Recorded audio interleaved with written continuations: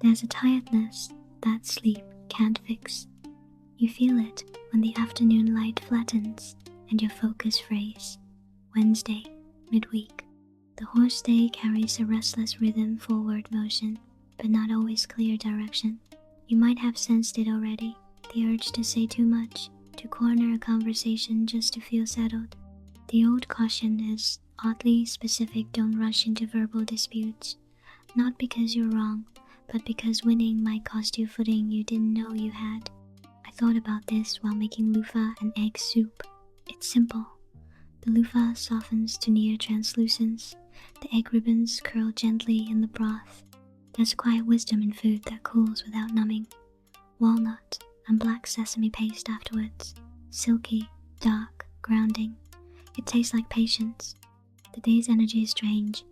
It favors ceremony, commitment, intention spoken with weight, but it resists renovation, literal or metaphorical.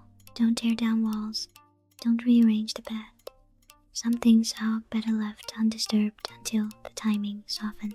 I stepped outside around noon and understood the advice. Stay out of the harshest heat, not just the sun. The heat of overextension, the heat of proving, the heat of scattering yourself across small urgencies. There's a point on the inner ankle, Tai Si, tied to the body's deep reserve. I pressed it gently and felt something settle. Not a solution, just a reminder that the body keeps score and it prefers gentleness. You can move outward today, but don't mistake expansion for dispersion. The horse runs, yes, but the wise rider knows when to loosen the reins and when to hold steady. Keep your lower back warm. Let the afternoon be a soft exhale. Some days ask you to arrive. This one asks you to stay whole while moving.